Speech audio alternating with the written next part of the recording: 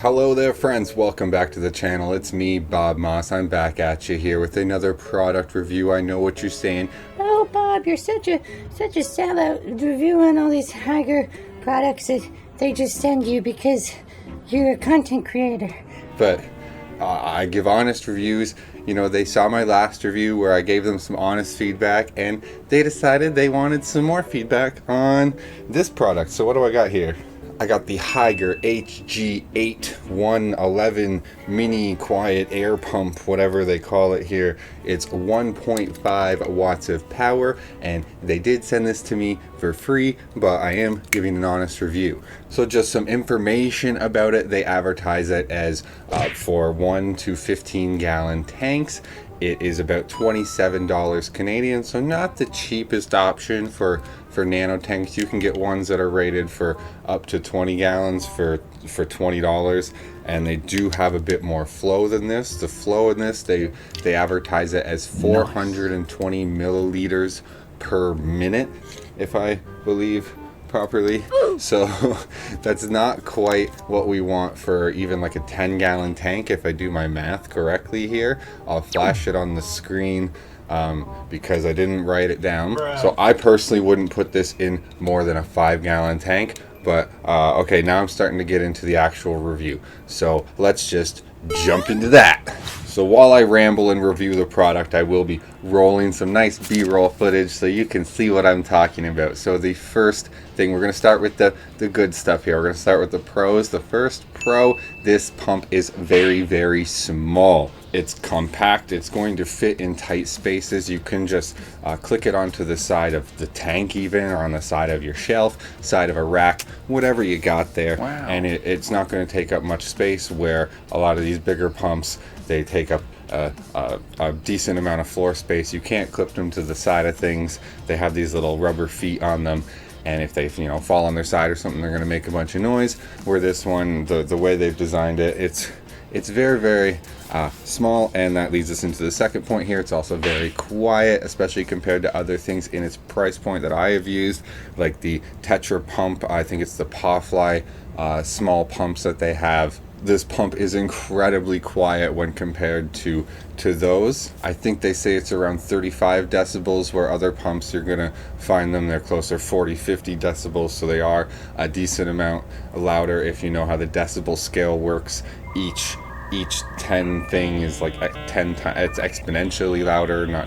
It's not a linear scale, so it's a lot louder when it's a 10 decibel difference. And as I said, you can clip this onto the side of your aquariums, and because it's so quiet and has such low vibration, it's not going to sit there and rumble and annoy you all night long, which does lead into a further pro here on the list. But let's continue down. So this pump is a great backup pump. I personally would not use it as the main pump on most of my tanks. I do have some that are smaller, but they're hooked up to the larger air system, so I'm just going to keep this for backup, and also for stirring my water, my shrimp water. When I put in the minerals, I'm going to put this in with an air stone, and that's going to mix it up. It's nice to have. It's very low wattage, low power consumption, and it does move the water. It's just not quite as that's getting into the cons. Let's continue with the pros. So kind of wrapping this all up together, it is tight, it's small, and it's very good for a noise conscious setup. So in a bedroom, maybe even in your kid's bedroom, you set up a little 5-gallon tank for them. You can hook this up to a sponge filter. It's going to be super quiet, and they'll be able to sleep through the night, where some of the other pumps, especially like I said, if they get knocked onto their side, they're going to create a loud vibration. It might wake people up. They're more annoying. This is I love how quiet this pump is. That's the biggest pro to me. And now moving over to the cons of the pump. So I kind of touched on some of these in the pro list, as I tend to do. Sorry about that. So the first con is it is low flow. They advertise it for up to a 15-gallon tank. I would not put this in a 15-gallon. I wouldn't even use this in a filter for a 10-gallon. I'm going to be showing, hopefully I got some footage here of a filter in a 10-gallon, so you can see what I mean. It's just not what I like for my sponge filter flow in my larger tanks. But in a 5-gallon or smaller, perfectly fine. They also advertise it for hydroponic setup, so it might be good enough for that, like just aerating water with a bubbler. But if you're using it for a filter, it doesn't have quite enough flow to push the weight of the water volume, you know, and really give you good bubbles and good suction in a sponge filter. Another con for me, it's not the biggest thing, but it has a really short power cord, so you are kind of limited. Even on my rack, I have to stretch it sometimes to get it up to higher tanks. Just kind of testing it out in my experiments with the pump. Sorry for my stuttering there. And yeah, short power cords can just be annoying. I don't really have to explain much more than that, do I? Okay, next point. I actually touched on this in the low flow. It's not the best for a filter. It's good for the air stone, but if you're putting it into anything bigger than a 5-gallon tank, I would not hook it up to a sponge filter. It just does not have enough flow, which won't create enough suction for what I personally like. It might be good for your setup. You might plug it in and love it. I did not find it ideal. The flow rate and the suction. And next point. So the final con of this Hygger pump is that it's kind of expensive for what it is. As I mentioned, I wouldn't put it in larger than a 5-gallon tank. And for $27, you can get pumps that will push for like 20 gallons. Like I think it's the Tetra pump is a similar price range, and it can go up to 20 gallons, and it actually does go for 20-gallon sponge filters, where this one struggles on the larger sponge filters once you start to get it deeper into the tanks, and the water pressure on the sponge accumulates. It starts to really struggle.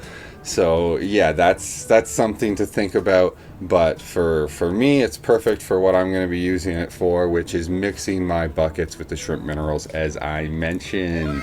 So that is my review of the Hygger HG-11. That's what it's called, right? The Hygger HG-11 Super Quiet Mini Air Pump. Woo! Thank you all so much for watching. Thank you for making it to the end. You know I really, really appreciate it. It really, really helps out the algorithm. As always, I have my patron shoutouts: Brian Dotson, Michael Redman, and Leather Turtle. Thank you guys so much. You guys have supported me. It's almost been a full year now. Thank you guys. And my YouTube channel members: Tater Salad, Rival, Mitch Bottomup, Robert Redman, and Daniel Cordone. I nailed it. I got them all. If you would like your name shouted out in all my videos, those support links are in the description. Discord, Twitch, Bob Moss Shop, PayPal links in the description. That's all for now. If you're new here, subscribe. Hit the like button if you enjoyed. Leave the comment below. What should a secret comment be? Yeah, pump it up. Pump the jam. Pump it. Pump it. And remember, guys, till next time, keep your shrimp hand strong. Bye-bye now. And now moving over to the chicken cha. Another big, well, it's not a big con. Goddamn. And my YouTube channel members: Tater Salad, Rival, Michael Redman. Damn it. And my, damn it.